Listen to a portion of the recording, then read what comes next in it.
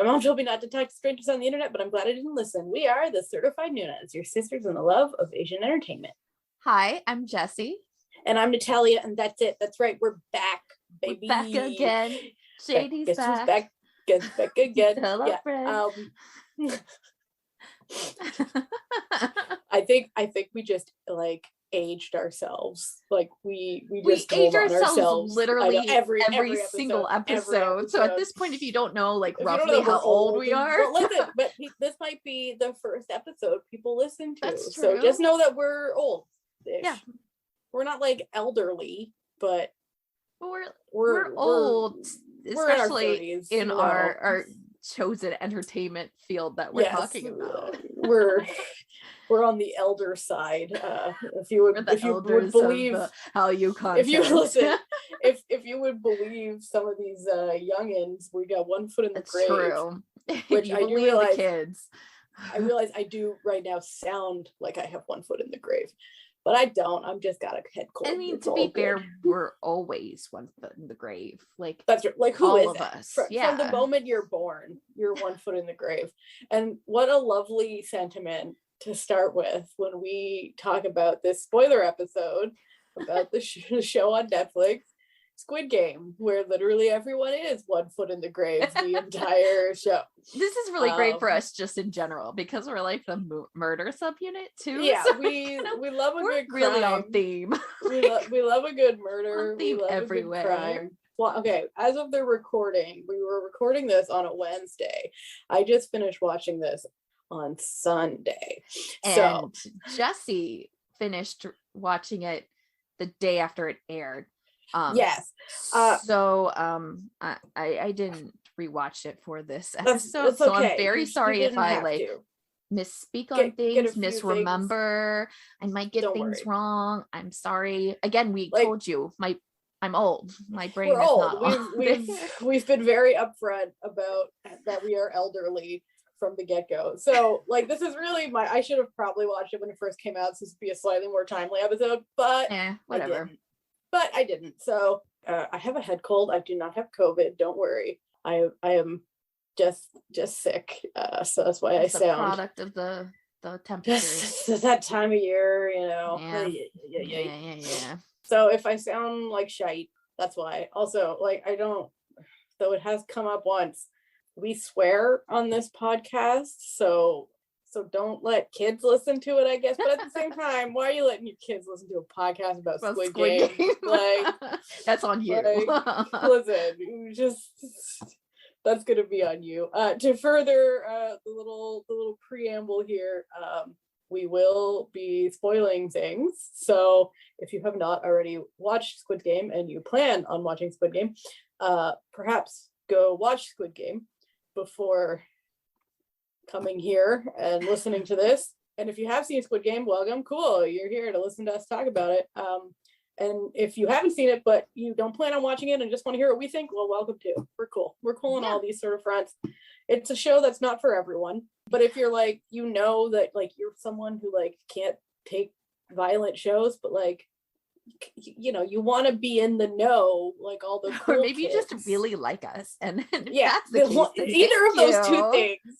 You like welcome. We are going to help you. Like when they're all talking about it around the water cooler, but you just didn't want to watch it. We can help. We can make you like seem a little cool, maybe to the younger kids in your office. Yeah, be like, oh. So you'll be like, oh, yes, that's Squid Game. All the youth, like, well, guess what? We are here to help you with this. So anyway, we're gonna get started.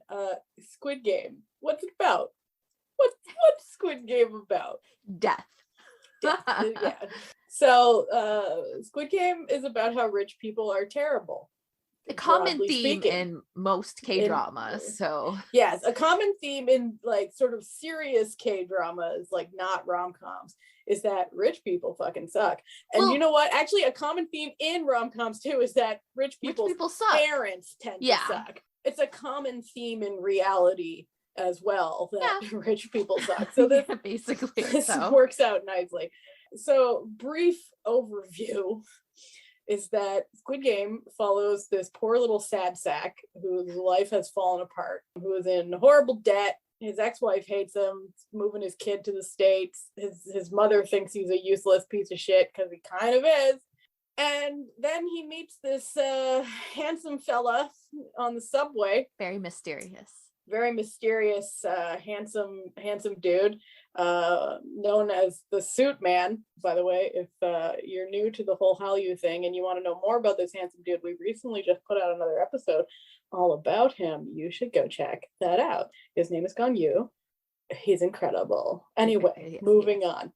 So he engages them in a child's game of dakji, where you have two folded pieces of paper and you slam them on the ground, sort of like pogs. It's essentially like pogs. Yeah. And so again, dating ourselves. We are so we literally were like, yeah, we're gonna explain it as pogs, and probably half the people listening to us are like, what the fuck? If you don't know what pogs are, I don't it's basically the game that you saw in Squid Game, but slightly different. Anyway, if the Suit Man wins, like if he manages to flip the sad sack dudes over, he'll slap him in the face. And if the sad sack dude flips it over, he gets $10. So he really sucks at this game. He gets slapped many a time. But he finally flips the other guys over. He gets his $10 and the guy gives him a business card and is like, oh, if you want to come play some games and like make some money like this, like you should call the number on this card. Just an innocent little offer. Just a fun little good time. So of course, like he does, because he needs the money. And then he ggets basically abducted from the side of the road. Like he gets into a van and then knocked out and then wakes up in this weird room with like 400 and I don't know, what number was he, like 26 or something? Anyway, he was the last dude. So there's like over 400 people and they're all like, oh, welcome to the games. Like, oh, we're going to play children's games and you get prize money. Ooh, it's going to be good fun. Like, don't worry about it. All of you are in debt and you've all come because you need this money. So then they all like sign a contract. There's like basically only 3 rules. It's like once you start playing, you can't stop playing. You have to, if the games can be stopped by a majority vote, and then there was a third one, but my brain is forgetting what it is. But I don't remember at this point. I don't remember. Anyway, so detail I don't know. those 2 are the most important. Is that once you start playing, you can't stop playing, and yeah, the majority if the majority votes, the games will end. But it, you know, there's basically sort of a real like Fight Club situation. Like first rule Squid Game, you don't talk about Squid Game outside of Squid Game. So then they're all of these green suited, they're all in like green tracksuits, and he befriends this really old man who's like, oh, I'm number 1. Like, I'm here to play the game. So fun. And then there's all these pink suited guys in masks who are like, okay, come get your picture taken. And come, we're going to play red light, green light with this freaky robot doll. So they're all like, red light, green light. This is easy as hell. This is going to be the easiest money we've ever made. So very quickly, they find out that when they lose a game, they get murdered, which was really not in the fine print. When they lose the game, they lose a life. Yes, so. Like literally. It was really not really made clear in this contract. This is why you should read your contracts and not just blindly accept them. Like, just, it's not good. It's not good. So clearly things very quickly devolve, and the murders begin. You are introduced to a lovely cast of characters. Don't get too attached. That's my advice for anyone watching the show. If you like a character, no, you don't. No, you don't. No, you don't. You're allowed to like the main character. That's it. That's the only character you're allowed to like. Everyone else, True. And there is like a little secondary story because a police officer, my favorite part of the show, who had been looking for his older brother, he kind of finds out about these games and he decides he wants to infiltrate the games that like go undercover. So there's a whole side story that he gets kind of into the games as one of the suited up pink soldier people. Yeah. And he keeps basically like working his way up the ranks by incapacitating other people and like sneaking around. He's great. I'm sorry. Okay. Full on the table from the get-go. I only really cared about the cop. The entire time I was watching this, I was like, I'm really into this cop story. I was more interested with the cop story, but I was also more interested in the story behind the employees. So therefore, the cop story was interesting because he was the only character to be able to show what was going on with the soldiers, because he allows the viewer to be able to kind of see the behind the scenes of what's going on with the employees, even though it's like not even like a good amount of the percentage of the storyline, but it was the speckle that like it kept me going. It left me because, there. Like, well, I'm not gonna say that this show was bad, because it wasn't. It was a very well made, very well acted, well written show. I'm straight up, death games, not really my genre. Okay. I like horror and stuff, but it's like, this sort of stuff, take it or leave it. But when you put you spin a little mystery to it, well. I'm enjoying this. Like, death games are not my genre per se, in that like I would be like, oh, this is my favorite genre in horror, but they're definitely not my least favorite, and they're definitely something I always watch. So I guess they are my genre. I don't know. Like I had no qualms with it. It was one of the reasons why I wanted to watch this series in general too. So yeah, I guess we're finding out today that it is my genre, and I'm not. Oh, listen, this is a self-discovery adventure today. You're getting double the pleasure, double the fun today. Well, I was also really into it because it was the kind of horror thriller that I wanted.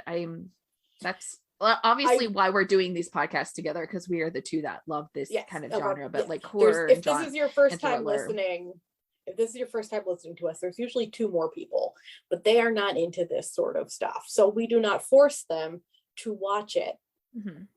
And so that, just like I would not force Jessie to watch a rom-com to do an episode with me. We are not that cruel. No. We like, to be honest, like I would have probably watched this anyway, because it does have Park Hae-soo in it as one of the main characters. And I really like him. So he's the guy who plays, if you've seen it, he plays Sang-woo, who is the ex-investment trader who embezzled all the money. He's the one that the main character, who is new in childhood, played by Lee Jung-jae.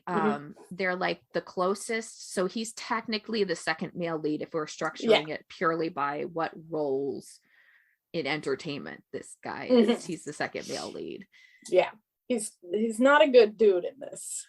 He's kind of, he's like yes one foot in, 1 foot out. I mean, like, is he a bad dude? Technically, I mean, like, if we just look at him as what he, look at him not in the game's sense, in the real life sense, it does look like it, because we don't get this the backstory of every character on like really why they're there. We just know that somehow, some way, they're like monetary means is essentially it. They're like down on their luck.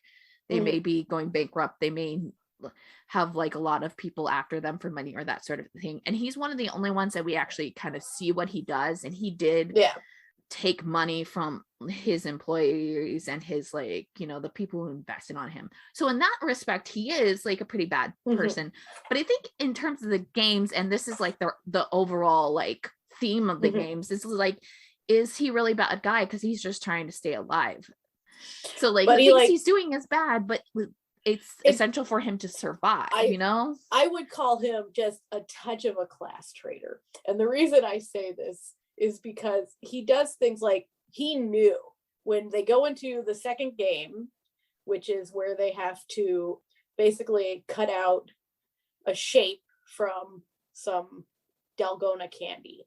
Dalgona candy is basically like honeycomb candy that's pressed really flat, and then it has a shape in it, and then the game is you have like a pin and you have to poke it out. And he knew, he had figured out what the game was because of there's a woman who was a North Korean defector who had gone a ventilation swimming to investigate. So he knew that was what the game was. And when he saw all the shapes, he could have told everyone to pick the triangle. That's true. I mean, he could have. I think like in terms of like the games, I don't see him as like a huge like main villain of the story. No. I do think that like towards the end of it, they're really pushing for him to be the main villain, and I wonder if it's just so that when you finally see who the people are, it's like a bigger impact to you. But for me, like in the grand scheme of things, I would say he's a villain to the people the beforehand. But he's also, I think, I don't remember correctly, and they didn't tell us everybody's past lives. I think he might be one of the only ones who actually was like super rich and did something to the people that he worked for, or who worked under him, and then got into the games. I think everybody else is pretty just like they were always in a low income situation, and that just kind of through time and just life, it got overwhelming to the point that they are. Because I did find it interesting, while the age range of everyone is pretty drastic, like there are younger kids, they don't have a lot of younger kids. There's only a handful of younger kids. It's mostly people in their like middle age. Yeah. Which I think it was an interesting take on the show, especially because you're kind of see these are the people who really are down on their luck, and this is their last desperate piece of making their life work. Some of the backstories were so well done. Here's a thing that, like, if you're new to like Korean stories, like Korean TV, is that they know how to do a secondary character backstory so quickly to like get you into that character in like 5 minutes or less. I don't know what is in the water over there that they could do like a second and tertiary character backstory with just so succinctly and so emotionally wrought. Korea really loves character driven things more than a plot driven story, and you see that in Squid Games. I think it's interesting that Squid Games got so big, but it's very clear, especially like for us who this is what we watch.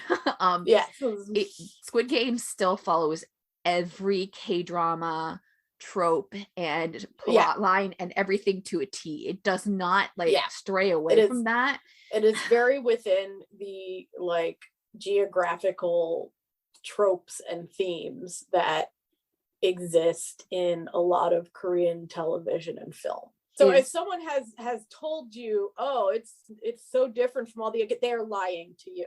Yeah, they're really not. They just have never watched another K-drama. Not telling you accurate information. And one of the big things that like Korean dramas love to do is that people are connected. There's always like either like some like birth secret, or people are connected. They're lost loves. They knew each other when they were little. There's some sort of tie, which to me, for this drama specifically, made big spoilers not big spoilers at all. They led you right to it immediately. So that's one of the things that I kind of found, that like people who don't know about like K-dramas, they got to live blissfully in that world.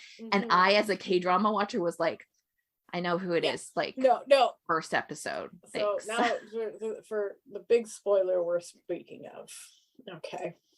So there's a mysterious masked man who runs the games. He's basically the manager who makes sure the games run. The announcer. He's known as the front man. He's wearing like a weird polygonal mask. He makes sure all the rules are followed, blah, blah, blah, blah. Okay. You never see his face. And long story short, it's the cop's brother that he was looking for. Which it was very really clear. Surprise. It was very clear that was the end goal. The only thing that's surprising is that I actually forgot that the actor who plays him was in this. Okay, so I didn't know that is actually the big surprise about all of this. I only knew about Gong Yoo's appearance. Okay, so only part, like when that happens, because you see, like, we're rushing things, but really just watch the drama and then you'll understand. Like it gets to a point where like he's going to like unmask to show that he's the brother, right? And and unmasked, and the actor who I didn't even pick up on who it was. And I literally gasped because of the actor, not because the reveal of it being the brother. Same. No, when he showed his face, I was like, no. I was like, oh, and then my husband was like, what? My husband was like, what, is there a big twist? I'm like, yeah, the big twist is that's like the most famous Korean actor of all time. That was like the big fucking twist is. that really, like, I was twist for us. It was like, I watched, oh my God. I'm pretty sure I like finished the series the day after, so I think it was like a Saturday, and I'm like sitting there, and he unmasked and was like, holy shit, it's really loud. And I'm sure my neighbors were like, what's going on over there? I'm like, you know, the guy from Mr. Sunshine and hundreds of other things. Anyway, so that was the literal only surprise. Yeah. Like, literally, if you look at this guy, like, listen, so Lee Byung-hyun, if you don't know him, he is in so many things. I'm like looking at his like filmography. Oh, he was in G.I. Joe Retaliation. Mr. Sunshine is on Netflix too. Yeah, Mr. Right Sunshine now. is on Netflix. But yeah, so he's not just in Korean stuff. Like, he was in the G.I. Joe movies for some reason. it seems like a, you know, downgrade for him. But like literally, if you look at his awards section, it's massive. Like he is literally like I don't even how like what I don't know like Western art or actors to like compare. I don't know, like he's the big actor here that I can think of. He is so well known. Like, nobody would not know him. Like even if you've never Michael watched a movie, Keaton, like someone like that, where it's just like household name. So that's why it was like really shocking too. I know that was. I was like, no shit. So like I was just sitting there, I was like, I know I'm supposed to be like shocked that it's the brother, but like right now I'm just stuck on this actor. It's like, listen, we knew it was the brother, but we were just stuck on who the actor was. You got to know that someone in the games was the brother. And then the longer one, I was like, okay, that's the brother. It's so clearly because it's like such a like a formulated, perfectly planned thing. There's no way he kept on doing all this stuff, and like you see other things that like make it really obvious. Like people are scanned. Like there's barcodes on every single person because that's like one of the ways that they determine which person died, which number is they scan the barcode and then like it brings up their number and stuff. And I was like, there's no way the person who's on top, who's like watching from like cameras, isn't like seeing that this is like a random person in their perfectly like integrated game. I was like, just no way. And obviously we have to have the tie because like why else is the brother there then if the brother is not part of the games? Like come on. It can't just be like a random victim of the games because that's not a satisfying narrative story. That is not a K-drama. That is not how this cannot have K-dramas without some sort of like that would not be crazy a coincidence on two characters. To be honest, okay, so I watched this a little while after it first aired. So I'm gonna be on a lot of the like twists and turns had been very openly spoiled. So the old guy was already. I already knew about the old guy. He was pretty easy to do too because it took me a little longer than the brother because the brother like was instantaneous. I was like, there's no way this guy is like magically like getting into this car and like it's not something. The old guy was a little bit more, but only like a maybe second episode like long because he was doing too many things and he wasn't consistent. If you watched him, he never was consistent on his too good to too bad ratio. Like if you watched him, his like when he was like bad or starting to like really get sick because they start to talk about him having cancer or whatever, it was drastic and it was like comically drastic. And I was like, well, I don't know exactly how he is in the thing, but I'm pretty sure he's just there as like this is a fake. One of the main this person. Is a red herring right here. This is And we all always know that there's some sort of wealthy tie into it too. So yeah, really knowing K-dramas kind of spoiled a lot of the I think excitement that a lot of other people had for this drama. I feel for me like personally, but like for people who this was their first K-drama, they would have gotten a lot more enjoyment out of it because they don't watch as much as we do. Yeah, they don't mind you, but then again, tropes. They wouldn't have gotten that incredible moment that you and I both got. That's true. Young showed up and we both lost our had minds. That. Yeah, they didn't have that at all. We know that for a fact. I would actually like to applaud Twitter for not spoiling that for me. I would have, because I watched it a good month after it came out. Fairly positive nobody knew on our Twitter who was. They were so obsessed with Gong Yoo that they were like, Gong Yoo, and then Lee Jung Jae's younger 90s self. Like that's what like the focus was on. But like no one said anything. So, but to me it was like one of the most shocking parts of this entire like I'm telling you, when Lee Byung-hyun showed up, I like lost my mind for a moment. I literally paused it. I was like, no. He's also like one of the, he's just, you look at him and you can't not think star. Like he's just drastically kind of shocking, like gorgeous, but like in that like middle-aged, refined I am either sort of way. A high official or I'm an actor. Like I am like one of God's chosen, essentially. What I sort of loved about it is because since he wears a mask up until like the second to last episode, I'm just sitting here like going through my mind. Like I was trying to figure out what actor it was because it's like, okay, so it's like a dude who speaks perfect English. Like I know, like in my mind, I know that the reveal of this dude is gonna be big, but I did not know it was gonna be that big. Yeah, I think because I was also trying to figure out like if they were trying to do a flip turn. I kind of assumed that who was talking and who they were showing was not going to be the person that they showed unmasked.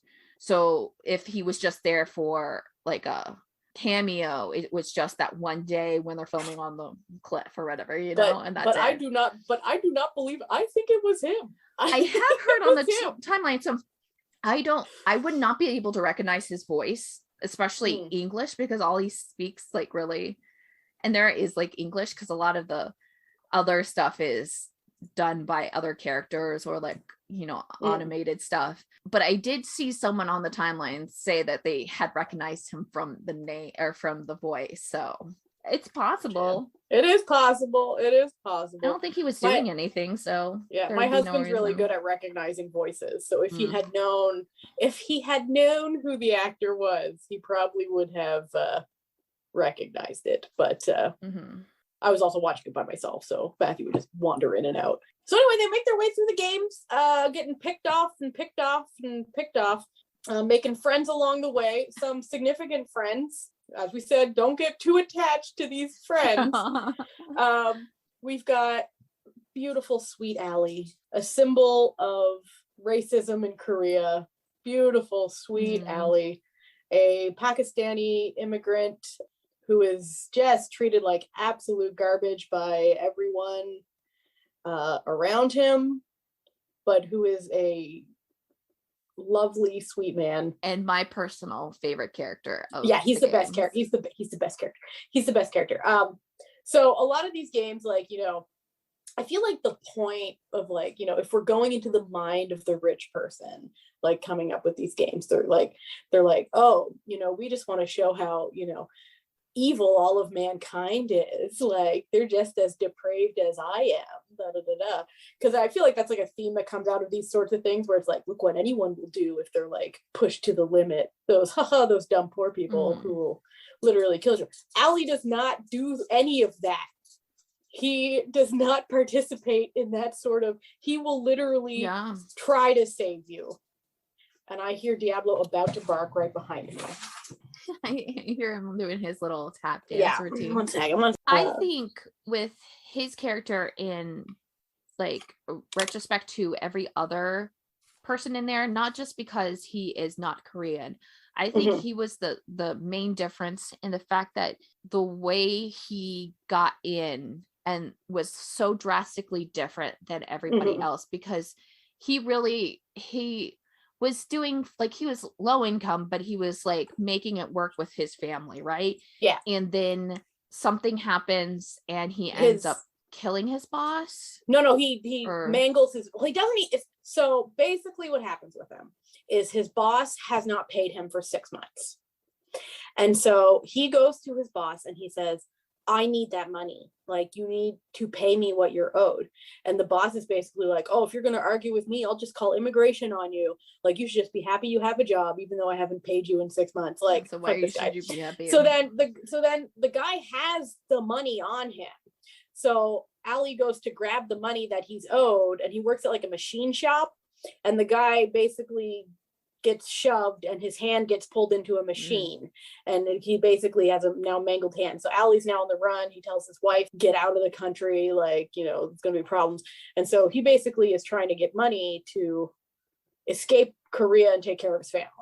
Yeah, so his is different in the sense that, like, everybody else kind of, like, you see, is mostly like maybe failed businesses, or they touch on this like briefly, because you do kind of see the background of the main guy, who I'm gonna now look at the freaking name, Lee Jung-jae. His character is Song Gi-han. There was an event that happened actually in Korea with strikers at a car dealership, or not dealership, a car distribution center, that resulted because of mishandling of things and basically the company being trash, resulted in a lots of like the death of a lot of the protesters. And since he was firsthand there and witnessed it, he had a lot of PTSD, which then kind of carried on in his life, where, you know, he got divorced, he started gambling all his money, and so he was like, you know, in gambling. A lot of the other people had like failed businesses, or they were just drank too much and spent all their money that way, that sort of thing. So like,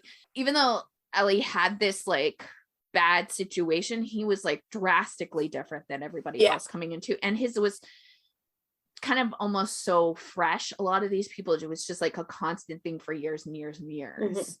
So that was kind of an interesting thing to play with it, with his character, and then also kind of give you that look on the racism that happens within Korea, which did at one point on the Twitter feed result in someone wildly misunderstanding the writing of the character of Ali, where they were like, oh, why is the only like brown person like walking around like, you know, sniveling and stuff? And it's like, well, that's because he's been beaten down by Korean society, so that's how he thinks he has to act in order not to get abused. It was supposed to be a look at, you know, problems in Korea in sort of a you know, Island of Dr. Moreau. It wasn't that setting. they did it because they were racist. It was because it was literally the opposite. There. It was literally the opposite of a racist portrayal.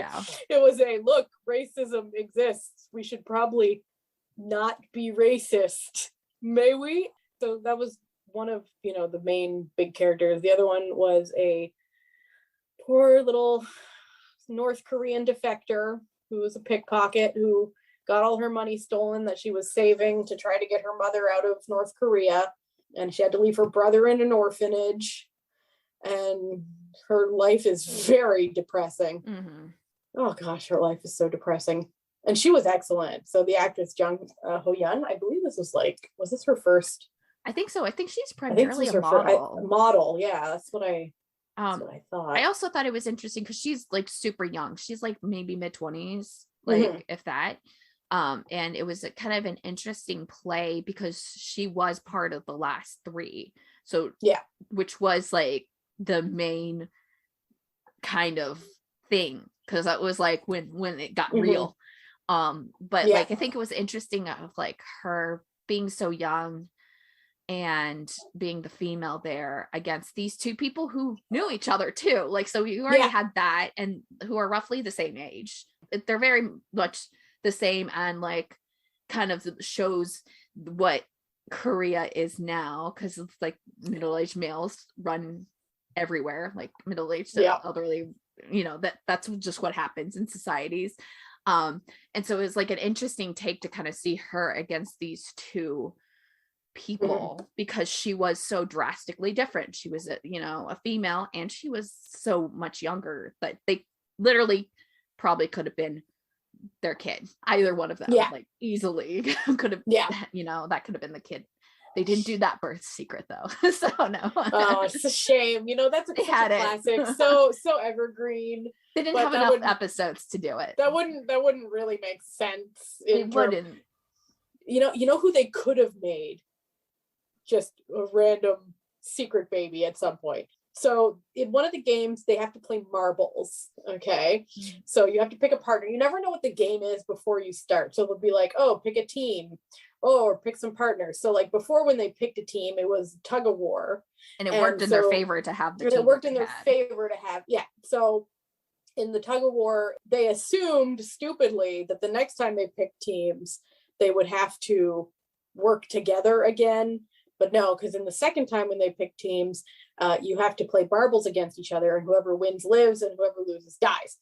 And so the North Korean defector is paired up with this young girl played by Lee Yu-mi named Ji-young. You don't actually learn too much about her backstory, but you learn enough to be sad at the end of that game. So instead of playing marbles, they're just like chatting and asking about each other's life.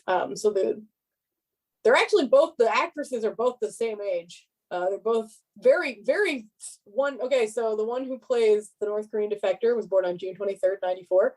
And the one who plays the person she plays marbles with was July 18th, 94. So. And they look like, similar too. They had like the same haircut. They like look. Very similar. They did this kind of interesting thing where the two were so similar, but like so drastically different on like different sides of like this sad, depressing life, you know, game that we're all playing. So this other character, they get, instead of playing, they basically just get into a conversation where she's like, oh, like, why are you even here? And then, you know, Sebyuk, the girl from North Korea, explains like, oh, like, you know, my mother got sent back from China, and my brother, I had to put him in an orphanage, and I really want money to just go to, you know, to buy a house and go to like Jeju Island with my brother and get my mom out of North Korea, and that's all I've ever wanted. And then the other woman's like, I just, you know, I got out of prison and was brought immediately here because I couldn't get a job and I had nowhere to go. And she's like, oh, like, what's your dream after you get out? And she's like, I don't have one. And so she's like, okay, well, here's the game we're gonna play. We're gonna throw this marble at the wall. Who's ever closest to the wall, they win all the marbles. And so the girl from North Korea goes and she throws it and it goes a good way. And then the other girl takes her marble and just drops it like a few inches in front of her. And then basically is like, I hope you go to Jeju Island. Like, I don't have a dream, so I don't. And it was so well done.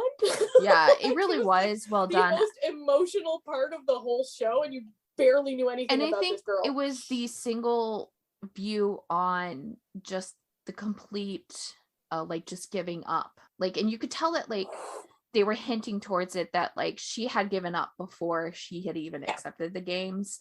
That, like, she probably was her, like, other option if she had not accepted the games was already to commit suicide. But I just thought it so definitively in her character alone showed the actual absolute of giving up, because I think some of the other characters, while they were at a really, like, probably their lowest point, they had shown that they had already gone through years of that, and they were just keep on doing the same thing, and they were, you know, older than her too. So, like, you kind of had this sense of, like, there was a little bit more greed involved with it, and there really wasn't with her. It was kind of more of like, this was all I had and might as well you know, do something fun before it all ends. And so it was like make a friend before the end. It was like a really interesting look at those two characters too. I think it was like nice because before you kind of had that girl, they started to like kind of pair up or like group up a lot, and so the main characters were always kind of near each other, and so it was nice for her to break free from all the males and be with someone who was young. And at this point, that character wasn't a character, you know. We had not like heard about her beforehand, really, Yeah. you know? And so She it had was just like, shown up as a member of the tug of war team. That yeah, was literally it. and so it was nice to have them kind of separate to get this like centralized story on them without the others. It was just it was really nice for both of those characters, I think, too. I think you got more about Sabek's character than you would have if she kept on being with the middle-aged men, you know? Yeah. It's important to note that something that we didn't mention that gives a little bit more substance to all these people in the games is that after the first game, they do actually vote and leave the game. So everyone leaves the games, but their lives are so shitty on the outside that almost everyone willingly returns even after knowing that they will probably die. Yeah. This is after them like going through the red light, green light, and seeing people get shot down, and like half the people being killed off. Yeah, which I thought was a nice, fascinating little twist. Yeah. And then they of course they could delve into, the show delves into things like the death, like how mob mentality will cause people to do horrible things. Like, for example, they have like nightly riots where they will just straight up murder people. Right. There's like nightly riots that go down, and like people stealing other people's food, things of this nature. And then so it's sort of played out in this strange sort of where the rich people there's rich people who are watching these games as a form of entertainment can be like, ho, look how undignified and violent the poverty-stricken masses are, not realizing that they are doing the exact same thing but a step removed from the problem, which I think is like the overall theme is like, yo, rich people, you are the problem with society, and instead of being out of touch with impoverished people, perhaps some empathy rather than seeing as a form of entertainment. This sort of form of entertainment has existed for hundreds of years. Like, for example, in the Victorian era, the rich people would go, this is where slumming it comes from, where they would go down to the slums, gawk at people dying in the streets rather than helping them. Like, oh, what a spectacle. Like, oh, this child who works as a matchstick girl is starving to death. Oh, what a ghastly sight. Let us all return to our mansions. Yeah. So that's, the basic theme going on. What I think is interesting that the show actually does is they kind of take it to a different level, because they focus on the fact that all of this starts when you're in childhood, and the fact that the rich people have already contributed to making the people the way that they are. Yeah. And it's not like they ever had a chance. And I think they do this really well in some of the things that they do. So like everybody's wearing the tracksuit, and the tracksuit is like the gym attire that you would wear at school. So that's why they're all wearing that. You see them always line up for things like you do in school. The games are childhood games, and they're like to the point where these are the games that you're just playing to play on the playground. They're not like, childhood games that you specifically, well, for the most part, specifically play while you're at school. These are the like pastime games. Yeah. I think everybody has like some variation of these games and everything. And, there's like bright pinks and the bright greens that kind of like get into teals and that sort of thing. And there's just a lot of like kind of childness to it. The sets are very different, like even like the red light, green light set game, design. Which you set design on see, the show. Obviously, if you've seen the show or you have TikTok, that like it's a little kid saying the red light, green light thing. So like they really use this kind of thing where it's like the problem is and lies in the fact that we are taught this at like the youngest of ages. And a lot of us don't have, like, we just don't ever have a chance to break free from it. Yeah. And, everybody's like contained into one room because they can't break free of everything.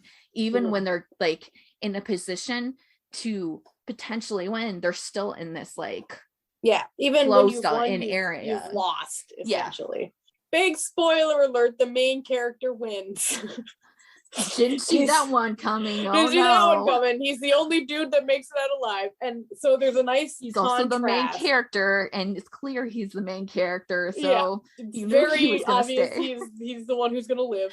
At the beginning, he's constantly trying to get people to lend him money because he needs money because he is poor, and no one, not even his best friend, will lend him any money, even after finding out that he needs it because his mother needs surgery. Won't lend him any money. And then at the end, after he's won, so he has all this money that he never touches because he has severe PTSD from what he participated in. The bank calls him up. Different rules for rich people. Okay. The bank calls him up and it's like, hey, like, it's been a year since you deposited all this money. And like, you know, we want to help you turn that money into even more money by doing this. And he just looks at him and goes, hey, will you lend me $10? And the guy's like, oh, absolutely. And he's like, yeah, I need to take the bus. And he just like takes the $10. And it's like, now that he has money, everyone's willing to give him more money that he does not need. I think that was like a very sort of semi-subtle but fun little tidbit. Yeah, and then also the fact that, like, you know, he can't bring himself to use the money because he knows it's literally blood money, and that like so many people died, and now he has it and he just can't like stomach using it on himself.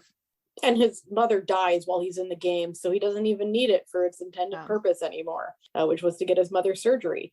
And then we come to the final scene where he finds out that the old man that he thought was dead in the marble scene, he played marbles against the old man and won, thinking the old man had, you know, feeling very bad about the whole thing, thinking the old man had dementia and thinking he was dead.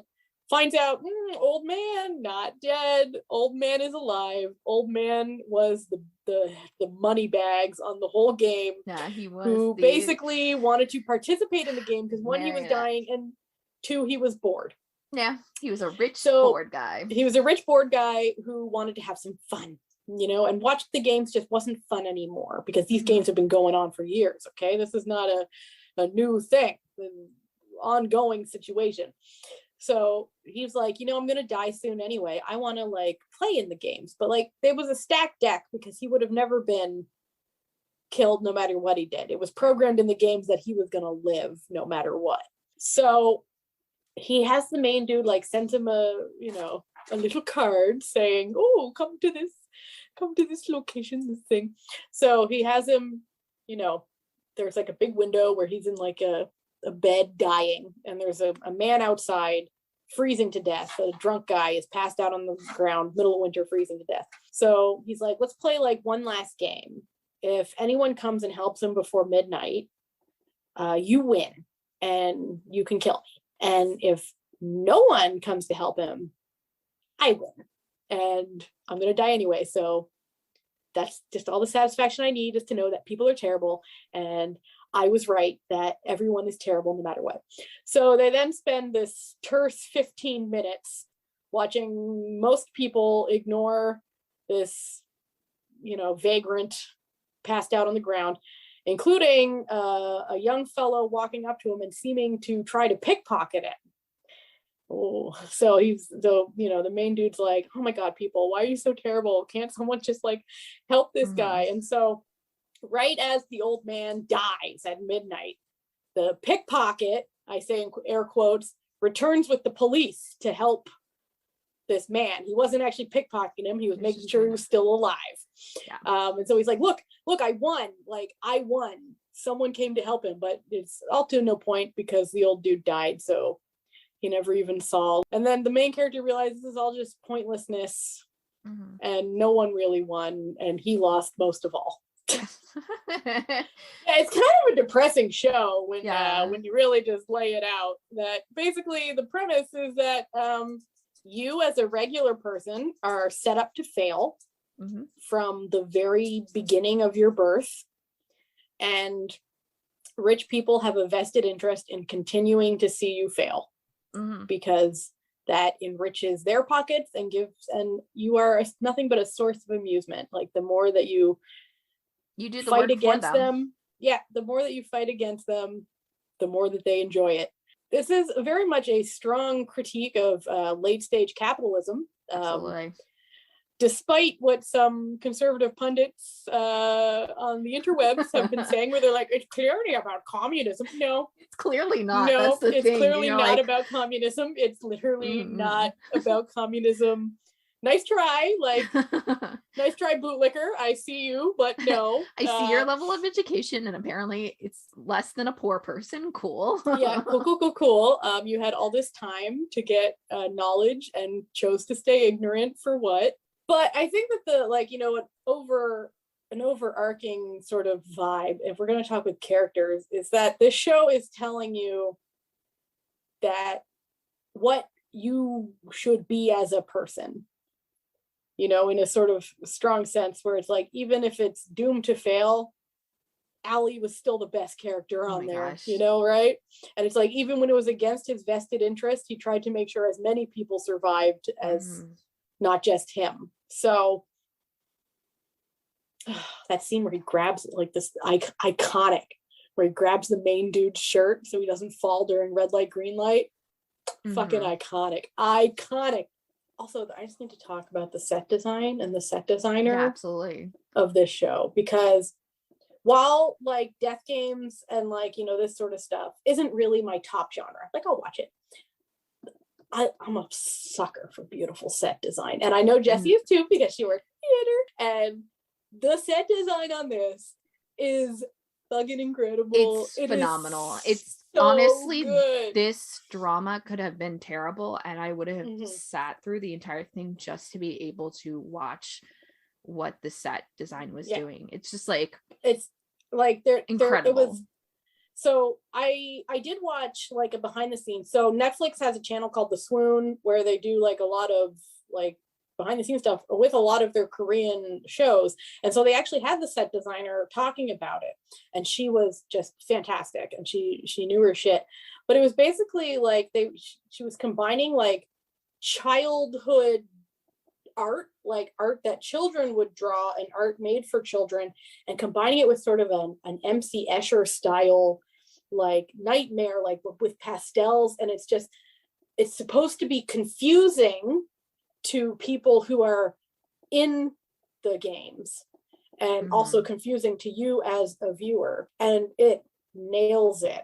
It really does. And then you find out there's, like, you know, there's certain little things, like, every time someone dies, like, they have all these massive, like, scaffolding bunk beds in this big room where they all live during the games, but they will remove all the beds, and then you see that on the walls, all of the, like, the games that they play are painted, that were hidden by all the beds, so that you would know, like, if you had known they were there, you would have known exactly what you were, you know, going to do. And, like, even the giant, like, the doll from the red light, green light, her design is based on, like, there's a, you know, like, a book from like the 80s that was like a school book to help, like, elementary school kids learn English, and it was, like, sort of like a, you know, a see Jane and Dick sort of style thing, and that was, like, one of the main characters was, like, vaguely that style. So it's like, it's really, like, there a lot of thought was put into this show. It really was. Like, I found interesting on some of the sets, like, so the red light, green light set,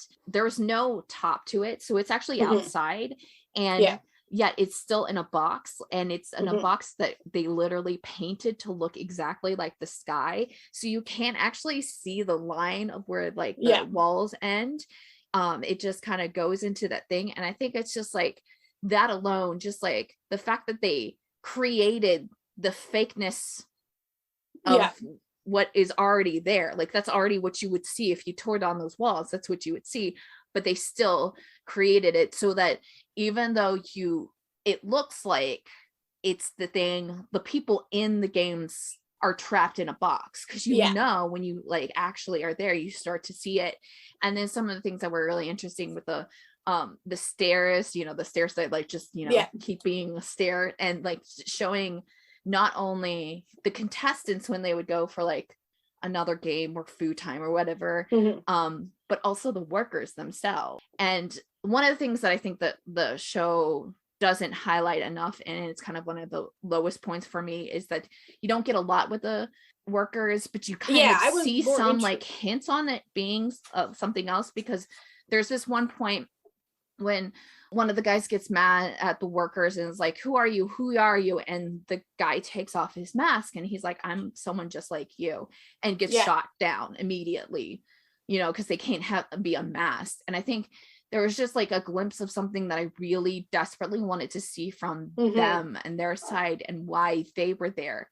Were they just the lucky, quote unquote, lucky ones out of the people who were in desperate situations? Or was it like supposed to be a nod to Korea does this, and I don't know how many other places do it. I'm sure like every place does. They have like their work culture is like really big, right? But they also do these things where they have like essentially campuses where everybody lives on, and then they go to work. And so they live with their coworkers and then they go to work, and that's like their lives. And I didn't know if that was like supposed to be a play on that too, where, you have, these workers who all they're doing is doing the work, shooting these people, and then they have to go home and like go to their little like square cell, and they're not leaving campus. And then also you find out that this whole entire thing's on an island. So they're completely like isolated. Well, I know there's like some theories, but theories are always unconfirmed. And like the theory is at the beginning they're presented with a pink and a blue dakji, which is just like the little square piece of paper.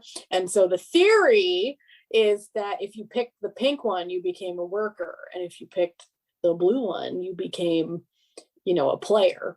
This is an unfounded theory. Some of those scenes, like especially their scenes when they're taking the bodies and incinerating them, like it's just the workers in this like room with these like highly painted caskets essentially, and the room's like black, and they're in their like hot pink costumes, and just it's beautiful stark imagery. Like it's though I have like my own suspicion that some of these workers are perhaps that's not how it works, because some of them even had like an organ harvesting ring. I just felt that they were just like regular. There were people who worked. They found the job, and they got placed in it. I kind of felt like that, especially because they seemed like they may have had to have a bit more of a better health situation. Like they seemed like they had to be in better health to be dragging around like not only the guns, but like they were picking up people nonstop in the coffins and stuff. And I just felt that like they had to have better health than like maybe someone who is so down on their luck and hasn't eaten a proper meal in weeks. And I also kind of maybe got the like hint that these people this is not their first game, so they're just like constantly going through games. So it's not like this group of employees for these people and that's it. I think it's just like some of them are always there. Well, that would make sense, because preparing for new games would be like they're probably affair. Like there's management. I had them research on all these potentials. Like, I mean, they're so highly looked at, because you see when the police officer is like back in his room, you see how like everything's there's so many cameras, and the games are just so pre-planned in a way that I just don't think you would run the risk of that level of people with guns. I feel like it would have been easy for them, or like easier for them than the contestants to overthrow the entire thing, and so there's got to be this like kind of level of them just being a bit more average, and maybe they're but we don't get to see it because we don't know the age range too, except for like we see the one guy who gets shot, and then we see a girl. I can't remember if we see other people. Once the police officer takes off his head thing while he's in his room, you see like a girl eating or something. It's like, so you kind of see that like what everybody's doing after their shift at work or whatever.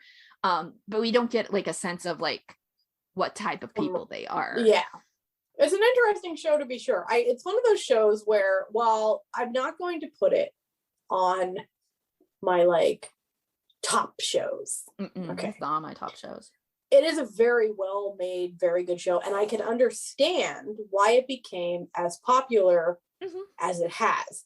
Now, the curse of the popularity But I think that we need to mention this, is that it's a bit of a double-edged sword, because now it's open for just radical misinterpretation, and also people completely missing the point and using it to capitalize for their own gains.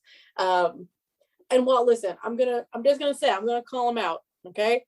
I don't actually give a shit that Mr. Beast built the Squid Games and ran his own Squid Games. I don't. You know what? Friggin' Netflix Studios had their own version of the Squid Games that Eric Nam was playing in for fun on TikTok. Like, it's, you know, it's not real. Like, these are not real things. Like, this is not a based on a true story thing that is like offensive for people to be doing. But whoa, Nelly missed the point. Oh boy. Yeah. And like, we see that from, I'm not going to say their name, but you've probably already seen the tweet where someone just completely missed the mark on it and was like basically praising him for racking up these views. And you're like, but he racked up the views by stealing someone's art. And like, my only problem with it, I think like you can do, like, it's fine. It's like, whatever, these are fun things. He literally just stole, like, especially the set designer's work. That's all he did, because he made the sets exactly like the set designers. And I think that's where we should be focusing on.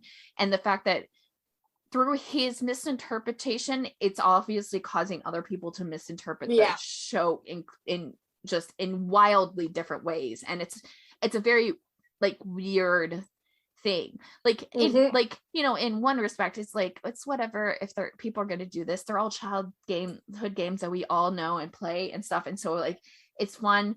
It like, we all inherently like to do these types of things. When it's your favorite thing, you have like themed parties, or, you know, you start a podcast about like your favorite thing, you know, stuff that you like. We all do this. Like, so that part of it is not like what's, I think, damaging. I think it's just the way that it was handled.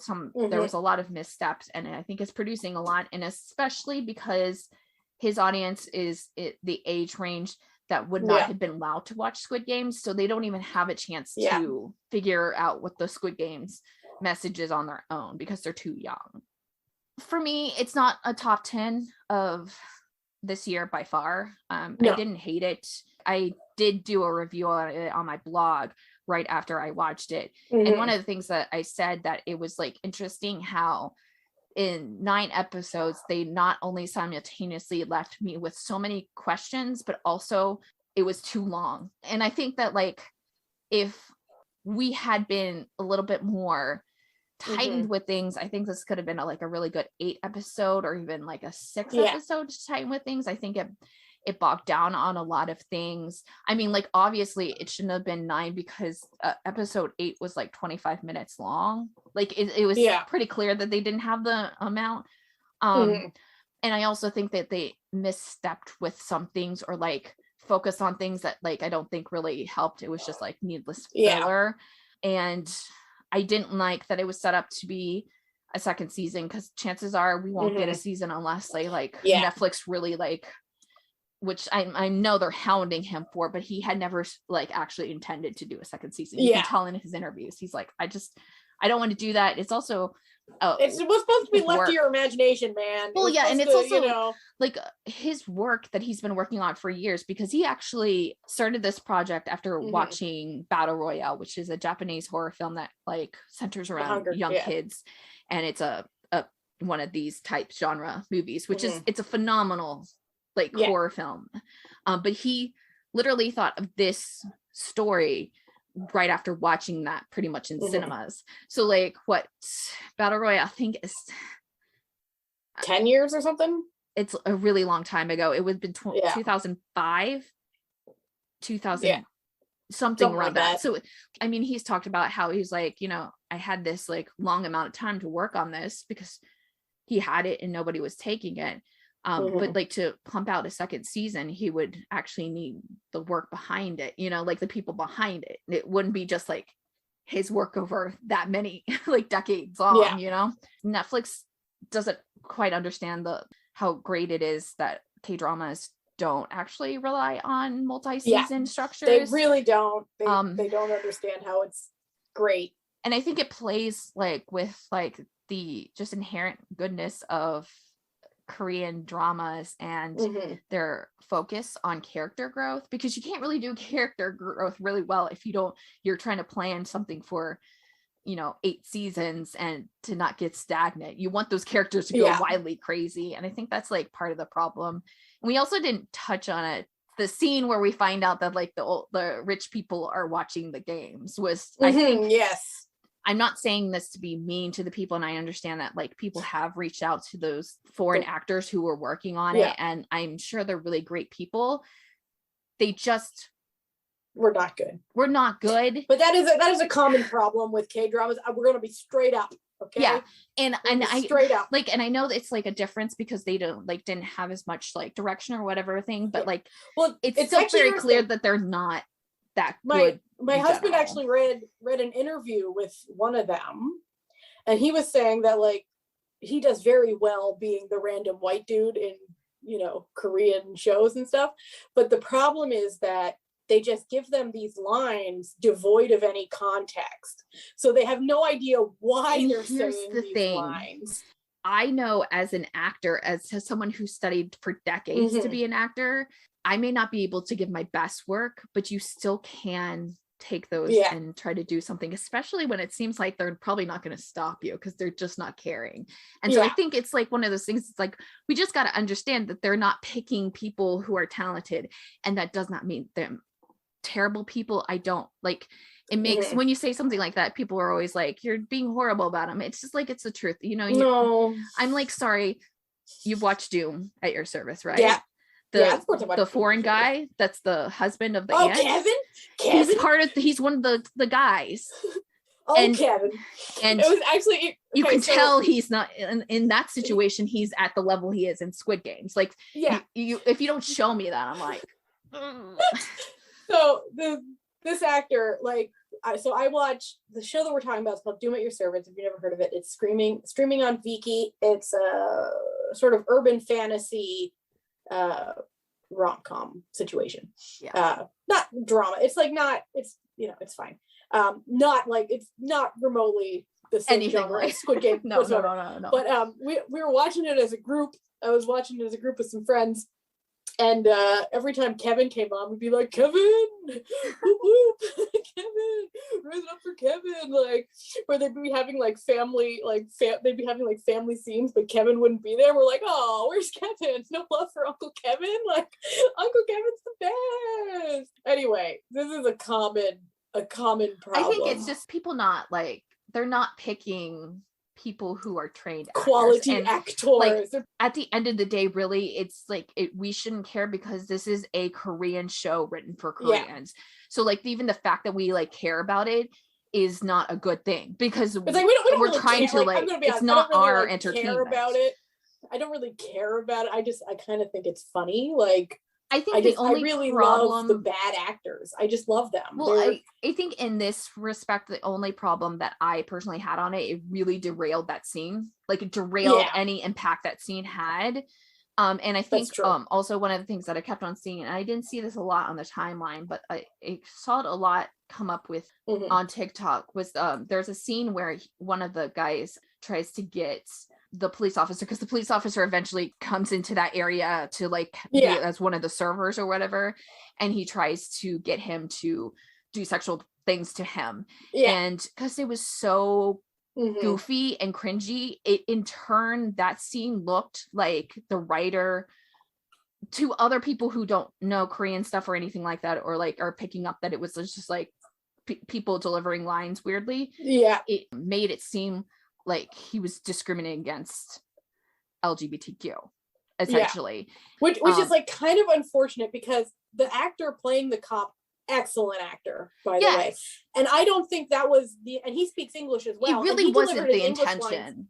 Great. And that really clearly wasn't the intention, but like, I think that's when we talk about these things, and like when we talk about how they're bad, these are the essential the points where it can lead to a bad situation or a bad interpretation. It's not the intention at all that this writer had in that scene. It was literally about the power struggle of these. He was a rich guy and he wanted a blowjob, and he could get it that from, person was available. Yeah. Yeah. And so that was like the attention of the scene, but it came off because it was so stilted in acting, and also the writing was terrible. If you're going to have English words, you should be getting someone to help you out on that. Yeah. It caused an unnecessary thing to happen in the interpretation of that scene. And I'm sure they could have found good actors. Oh, I'm sure. Like, I'm sure. It's not that hard to find good actors. You know what I mean? And, obviously it is the direction, it is the casting's fault. It's not just like the people with the lesser amount of acting skill. Like, you can't really blame the actors too. Like, yeah, because as soon as I saw that they were going to speak English, I knew for a fact it was going to be goofy, and it kept up. It was like a trope that I already knew was going to happen in this K-drama, and it played out, and I was like, oh, fact that the person who sounded the most natural speaking English in the whole thing was Lee Byung-hyun, a Korean man whose English is his second language, is the funniest thing to me, because he delivers his English lines flawlessly. He knew the assignment, but as we said, it is a well done show.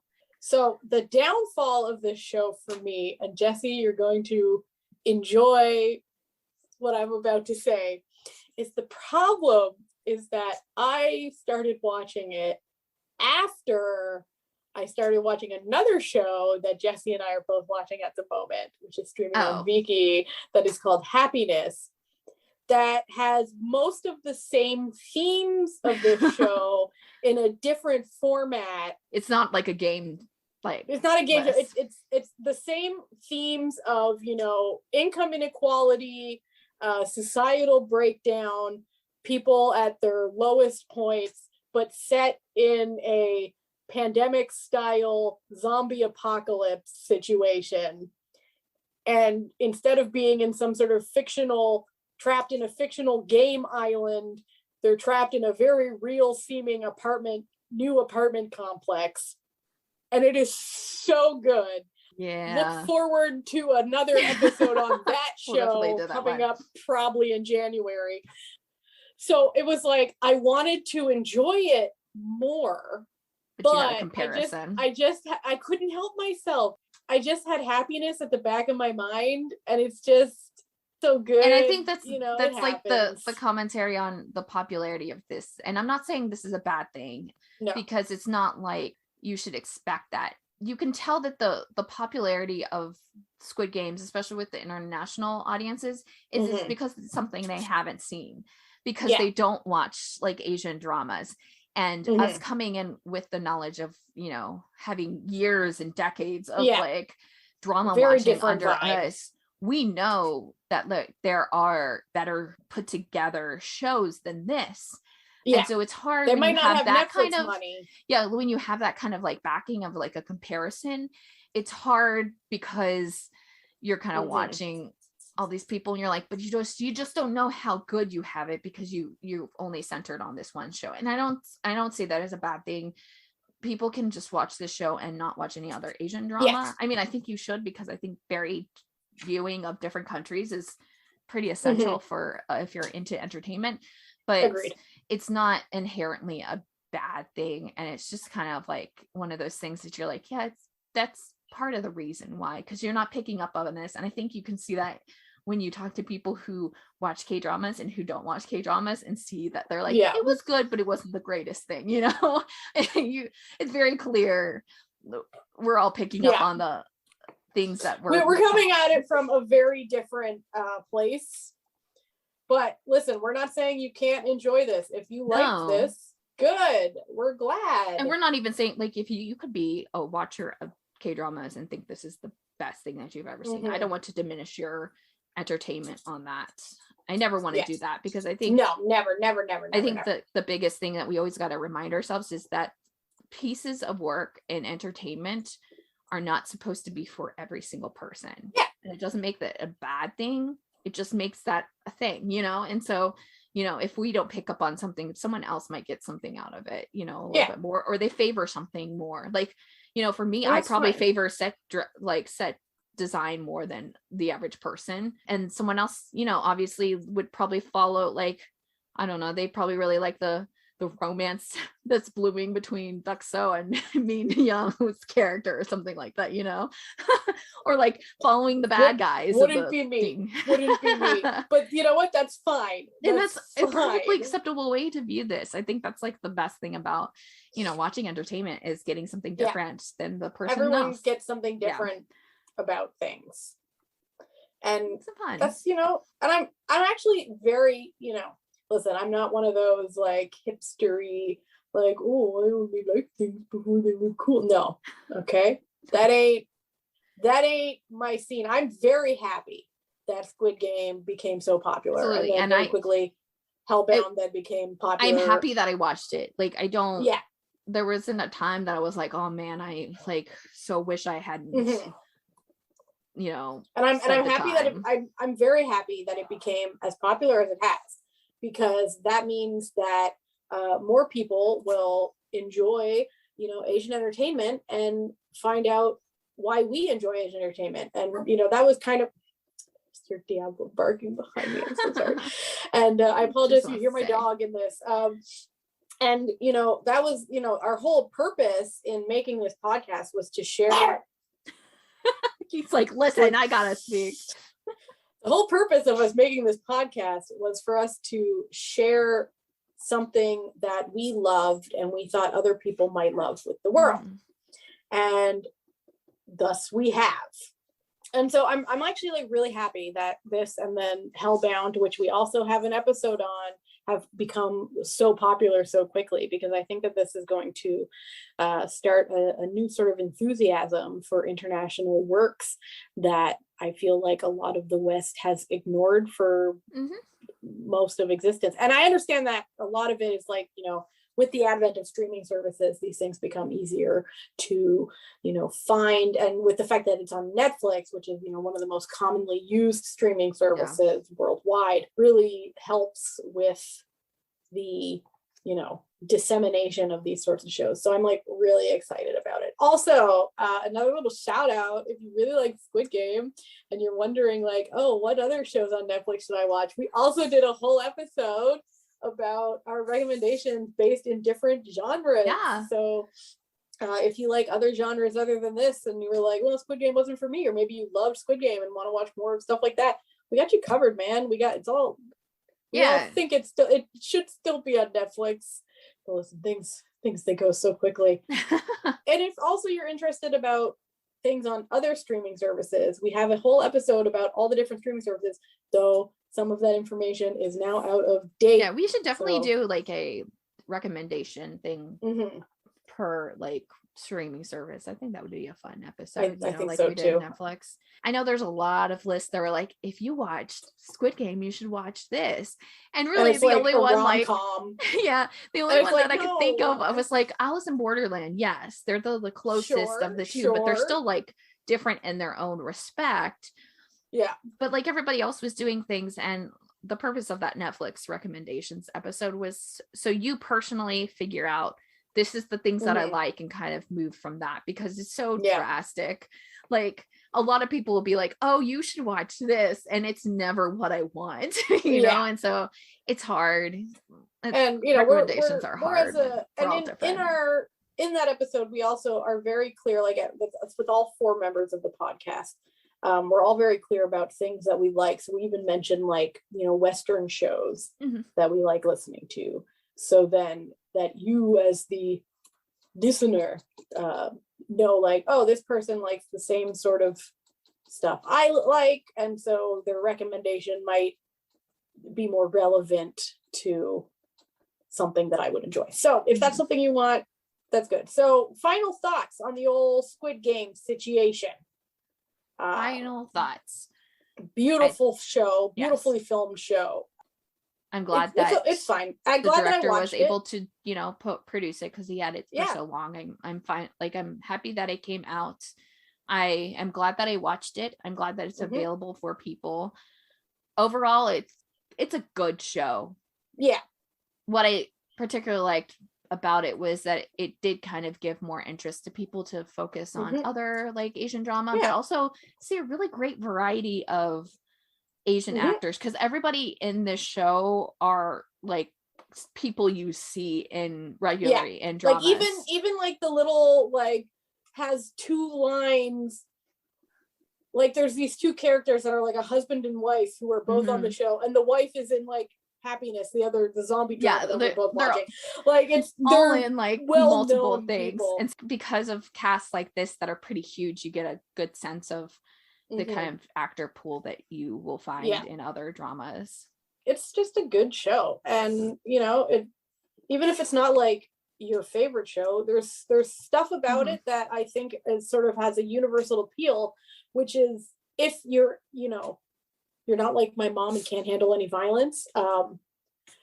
This probably doesn't have a universal appeal, but for people who can watch this sort of thing, it really does have a universal appeal to it that I think that makes it, you know, as popular as it has been. And coming from, you know, it being written and produced by someone who's not in your same culture, I think that it's interesting. That's always an important thing that so like it transcends culture. You know I find it interesting. I just find it sort of funny that it's like, well, the universal the knowledge that rich people ruin things for everyone, universal. Well, we all know it. I guess we're all the same. I find this is why I really love, like, you know, people getting into more like international cinema, because there's this really sort of false idea that somehow people are so different in different cultures. Like, no, they're not. No, they're not. Like the show does this like beautifully in the games, that like some of the stuff that you have culturally, other people have just in a different like font, essentially.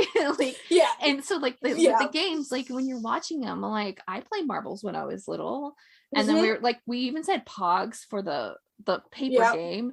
And then like red light, green light, and there's just like some like things that were just like, even if we didn't play them directly, I think Squid Game was probably the only one that I didn't directly, besides like dodgeball or something, that I could directly say was a game that I grew up on. There's it just something like interesting to be like, oh, we did that kind of too, and it was called this, and this is how we played it. That's cool that we like kind of share the same thing, just in a difference in like what we had accessible, or you know, that sort of thing. And I think like it does that really well, that like, you know, bridges the cultures together in a way. And I think that's great. I think that's great. So if you enjoyed Squid Game, great, we're glad. Welcome. If this was your first drama, welcome to the fold. If this is your 100th drama, it's great to see you. We love you being here, you know. Lizzie's here now. This is just it's a friggin' menagerie tonight, huh? I guess they both watched while we were watching, and they're like, I know, they were very passionate. They needed their thoughts to be said. Anyway, thank you for listening to our episode. If you would like to listen to more episodes, you can go to certifiednoonas.com, our website, where we will also have links to everything that we talk about here. And you know, it's a good time, the website. We put a lot of time and effort into it, so we hope you check it out. We are also on Instagram and Twitter, we're on all social media, but Instagram and Twitter is the big ones. We're always at Certified Noonas, one word. We love hearing from people, and you know what you think. And if you really want to get into discussion, we do also have a Certified Noonas Discord. For every spoiler episode we do, we have a little channel in there that you can spoil to your heart's content and not worry about people getting mad at you, because it is very clearly marked as a spoiler. If you like the work that we're doing here, bringing, you know, the Hallyu wave to the white people, people in the West, you can go to patreon.com/certifiednoonas and become an official member of our certified found family. If you're new, you may not know what found family is. It's one of our favorite tropes. It's when people find family that's not related to biology in any way. It's literally our bread and butter. So that's why we call all the people over on Patreon who keep us, you know, who give us a little coin here and there, tossed a coin to the Witcher, as it were, to keep this podcast going. We have little movie nights and little extras and all the stuff that gets cut out of the episodes that are, you know, just, we meander quite a bit. It ends up on Patreon for, you know, for all the people to enjoy there. Thank you for listening to us. We hope you had a good time. We hope you come back for some more. And we hope you keep enjoying Asian entertainment. Bye. Bye.